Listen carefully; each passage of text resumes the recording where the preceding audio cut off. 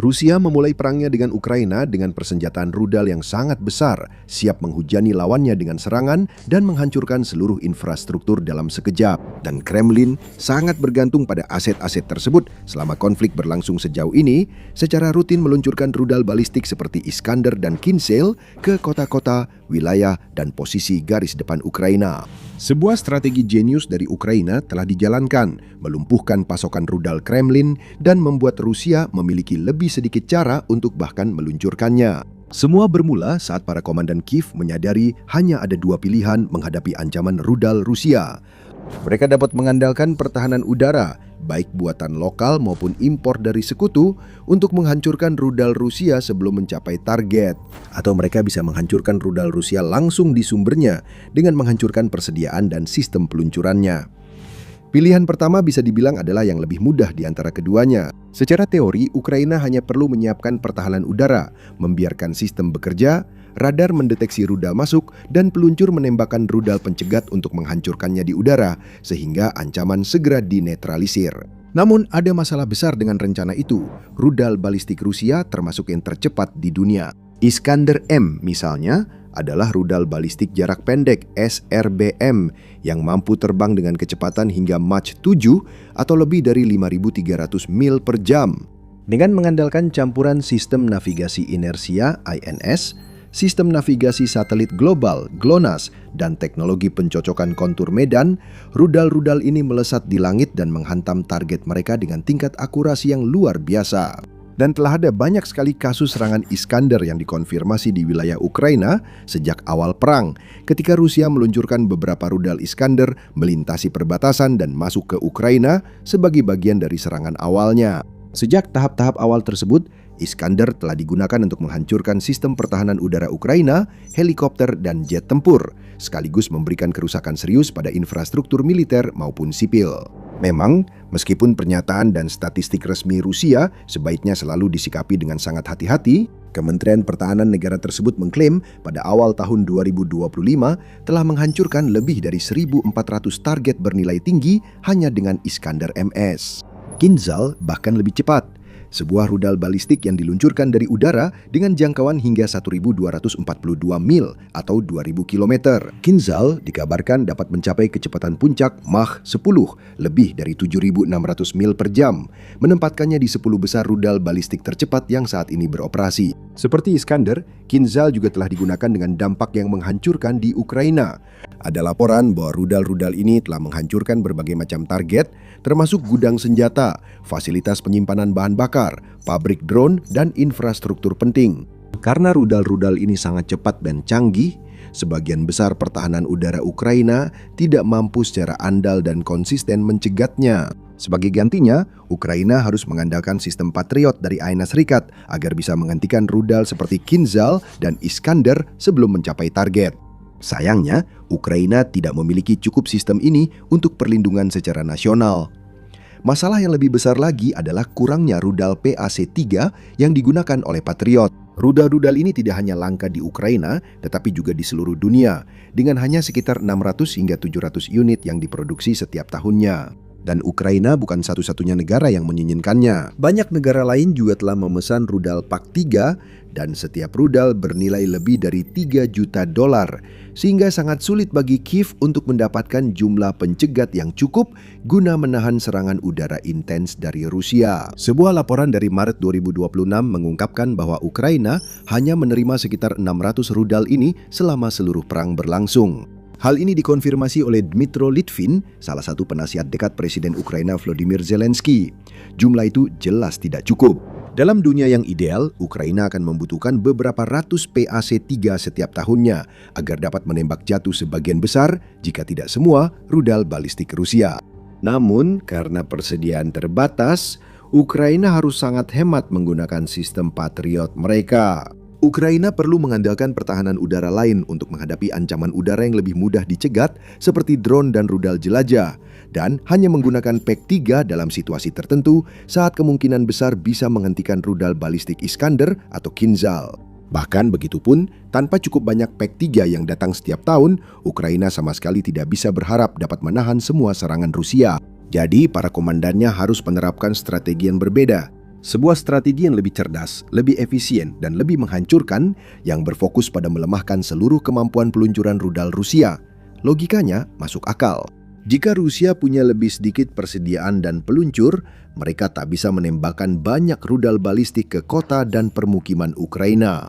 Lebih sedikit rudal di udara membuat ancaman udara Rusia menurun, sehingga risiko kerusakan dan korban jiwa di Ukraina juga berkurang. Namun meskipun rencana ini terdengar sederhana di atas kertas, penerapannya sangatlah rumit. Ini berarti Ukraina harus mencari tahu di mana rudal-rudal Rusia disimpan, di mana peluncurnya diposisikan, dan di mana komponen utamanya seperti chipset dan sistem pemandu dirakit. Setelah Ukraina memperoleh data itu, mereka harus merencanakan dan melancarkan serangan presisi ke lokasi tersebut, memakai drone dan rudal sendiri untuk merusak aset dan infrastruktur musuh semaksimal mungkin. Untungnya, Ukraina kini telah mengumpulkan pengalaman bertahun-tahun dalam menguasai seni perang drone dan mengatur serangan jauh ke dalam wilayah Rusia yang berdampak besar. Ukraina memiliki rekam jejak yang terbukti di bidang ini. Dengan setiap tahun berlalu, semakin banyak serangan sukses terhadap pangkalan musuh, kilang, pusat logistik, lapangan udara, dan lokasi penting lainnya. Dan pada tahun 2025, Angkatan Bersenjata Ukraina menjadikan hal ini sebagai salah satu prioritas utama mereka untuk mencari dan menghancurkan situs rudal terpenting milik Rusia dengan segala cara yang diperlukan. Untuk membatasi efektivitas Iskandam, Ukraina harus fokus pada pencarian dan penghancuran sistem berbasis darat bergerak yang paling sering digunakan untuk menembakkan rudal-rudal ini. Karena peluncur-peluncur ini selalu bergerak, sangat sulit untuk menentukan lokasi tepat mereka. Rusia secara rutin memindahkan mereka, menggeser satu sistem ke satu lokasi, menembakkan beberapa rudal, lalu membereskan semuanya dan pergi ke tempat lain sebelum musuh sempat bereaksi. Selain itu, dengan jangkauan hingga 310 mil atau 500 km, Rusia bahkan tidak perlu menempatkan peluncur Iskandanya di dekat perbatasan Ukraina. Rusia bisa menyimpannya cukup jauh di dalam wilayahnya sendiri, jauh di luar jangkauan banyak rudal dan amunisi Ukraina lainnya. Bagi sebagian angkatan bersenjata, menemukan dan menghancurkan sistem ini hampir mustahil. Namun, Ukraina tidak demikian. Tim-tim mereka sabar, mengamati, dan menunggu, yakin bahwa pada akhirnya Rusia akan melakukan kesalahan. Saat itu terjadi, Ukraina siap menyerang. Pada bulan Juni 2025, momen itu pun tiba. Staf Umum Angkatan Bersenjata Ukraina melaporkan serangan sukses terhadap beberapa peluncur rudal Iskander di wilayah Bryansk, Rusia. Tim pengintai Ukraina berhasil menemukan sistem tersebut tidak jauh dari kota Klincy.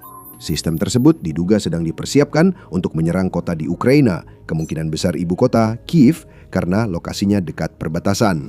Bertindak dengan cepat dan tegas, unit dari Angkatan Bersenjata dan Dinas Keamanan Ukraina melancarkan serangan rudal yang tepat sasaran ke baterai peluncur tersebut. 8 personel militer Rusia tewas dalam operasi tersebut dan 5 lainnya terluka. Namun yang terpenting, salah satu dari 3 peluncur dilaporkan hancur dan 2 lainnya rusak parah, yang merupakan pukulan besar bagi kemampuan ofensif Kremlin. Ini juga berarti serangan Rusia yang dipersiapkan sepenuhnya digagalkan dan mustahil mengatakan berapa banyak nyawa terselamatkan hari itu berkat respons cepat dan efisien Ukraina. Perlu dicatat juga, setiap peluncur Iskander biasanya membawa 2 rudal yang masing-masing bernilai lebih dari $3 juta. Jadi, ketika salah satu sistem ini dihancurkan atau bahkan rusak, itu bukan hanya pukulan logistik yang harus ditanggung musuh, tetapi juga pukulan finansial. Dan Rusia sudah terpukul saat itu setelah serangan besar lainnya menghancurkan platform peluncur Kinzhal mereka hanya beberapa hari sebelumnya. Sebelum membahas lebih lanjut, masih ada hal lain yang akan dibahas. Jika Anda menikmati The Military Show, jangan lupa berlangganan. Iskander M diluncurkan dari peluncur darat, sedangkan Kinzhal bekerja dengan cara berbeda. Mereka termasuk dalam kategori rudal balistik yang diluncurkan dari udara. Artinya mereka harus ditembakkan dari pesawat, termasuk pesawat pencegat MiG-31 dan 2, pembom serang jarak jauh Tu-22M. Operasi intelijen Ukraina menemukan bahwa sejumlah besar Tu-22M disimpan di beberapa pangkalan udara di seluruh Rusia, dengan beberapa di antaranya berjarak ratusan atau bahkan ribuan mil dari perbatasan dengan Ukraina. Jika Ukraina bisa merusak, melumpuhkan, atau bahkan menghancurkan beberapa pembom tersebut, hal itu akan sangat membatasi kemampuan musuh untuk meluncurkan Kinzhal untuk waktu yang cukup lama ke depan. Operasi rumit seperti ini sangat sulit dilakukan, memerlukan perencanaan berbulan-bulan hingga bertahun-tahun, serta perhatian detail pada hal-hal kecil. Satu kesalahan bisa menghancurkan rencana yang sudah dipersiapkan dengan hati-hati. Dan Ukraina sadar, mereka mungkin hanya punya satu kesempatan untuk membuat serangan ini berhasil. Tim intelijen dan komandan Ukraina tetap tenang dan tidak terburu-buru, seperti yang selalu mereka lakukan selama perang ini. Mereka menunggu waktu yang tepat dan menyusun strategi demi peluang terbaik sukses dengan persiapan lebih dari setahun. Namun pada 1 Juni 2025, penantian itu terbayar. Ukraina melancarkan serangan yang kini ikonik, Operasi Jaring Laba-Laba. Mereka menyembunyikan puluhan drone di dalam truk yang tampak seperti truk sipil, lalu menempatkannya di lokasi strategis dekat pangkalan udara Rusia di seluruh negeri. Ketika waktunya tepat, kawanan drone itu dilepaskan, menargetkan 5 pangkalan udara yang berbeda secara bersamaan. Belum pernah ada serangan seperti ini sebelumnya, dan bahkan militer terbaik di dunia pun akan kesulitan untuk merancang dan melaksanakan rencana seperti ini. Namun entah bagaimana, Ukraina berhasil melakukannya, menghancurkan sekitar 7 hingga 11 pembom 295 MS dan 222 M3 milik Rusia dalam prosesnya. Beberapa pesawat lain rusak parah, banyak yang tak bisa diperbaiki, dan diperkirakan sekitar sepertiga armada pembom Kremlin dieliminasi hari itu. Itu mungkin pukulan terbesar yang dialami Rusia selama perang ini. Namun Ukraina tidak berhenti di situ.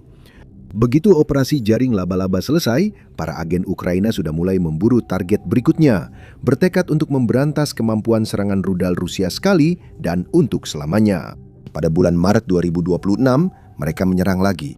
Kali ini, mereka tidak lagi fokus pada persediaan rudal atau peluncur milik Rusia, melainkan pada sebuah infrastruktur penting, yaitu pabrik Kremnyel di wilayah Bryansk tepatnya.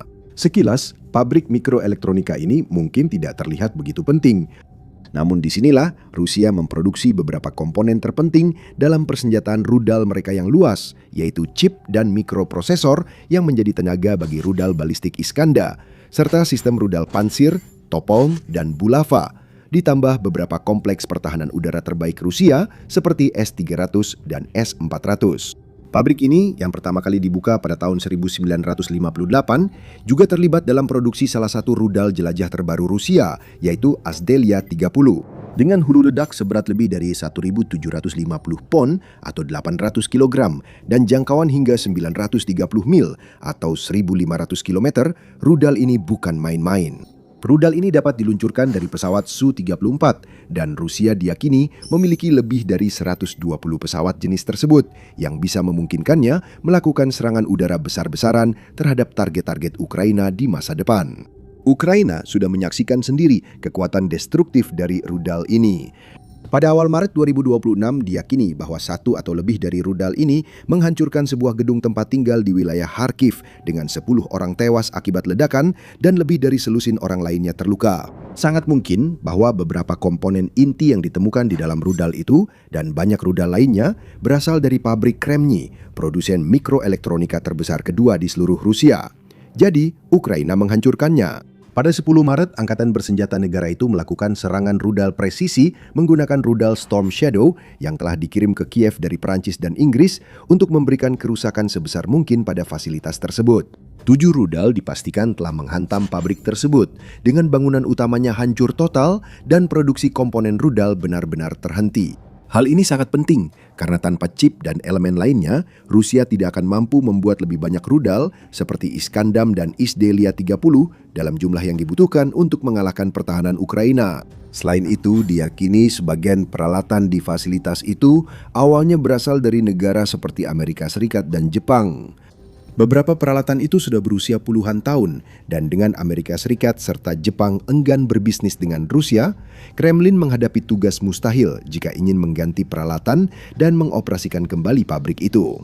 Tempat lain yang bisa membantu seperti Taiwan, yang merupakan salah satu pemimpin dunia dalam industri mikroelektronika, juga tidak tertarik untuk membantu Rusia, sehingga Moskow menghadapi semakin banyak masalah tanpa solusi yang jelas. Rusia mungkin butuh bertahun-tahun untuk membangun kembali fasilitas ini dan memulihkan kapasitas produksi awalnya. Sementara itu, Rusia mungkin terpaksa mengambil langkah yang lebih drastis dan putus asa, seperti menyelundupkan chip dari luar negeri demi menjaga program misilnya berjalan. Bahkan dengan begitu, Rusia akan kesulitan memproduksi misil seperti Iskandar dalam jumlah sebanyak sebelumnya. Dan itu adalah kabar baik bagi Ukraina, yang seharusnya karena itu akan lebih mudah merencanakan langkah selanjutnya, yang bisa saja mencakup serangan tambahan ke pabrik produksi lain, peluncur, atau persediaan amunisi di berbagai wilayah Rusia. Pasukan Kiev telah membuktikan bahwa mereka bisa menyerang Rusia kapan saja dan di mana saja. Dan sementara kemampuan serangan Rusia melemah, kemampuan Ukraina justru semakin kuat. Ketika perang dimulai, negara ini sama sekali tidak dikenal sebagai kekuatan militer utama.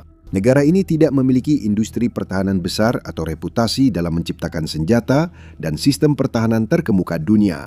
Namun seiring berjalannya waktu, hal itu telah berubah secara drastis. Ratusan perusahaan pertahanan dalam negeri telah didirikan di seluruh Ukraina dengan tim pengembang, desainer, dan insinyur yang berpikiran maju merancang beberapa inovasi militer paling menarik di abad ke-21. Firepoint adalah salah satu perusahaan itu.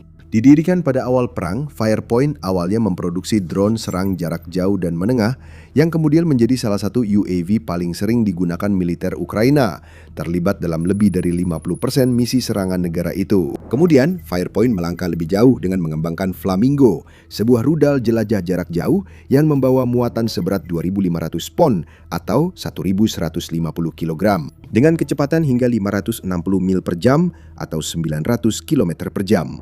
Mampu menempuh jarak sekitar 1.850 mil atau 3.000 km, Flamingo dengan cepat menjadi salah satu senjata terbaik yang dimiliki Ukraina, menggunakan panduan satelit untuk mengunci targetnya dan jalur penerbangan di ketinggian rendah untuk menghindari deteksi serta intersepsi saat mendekati tujuannya.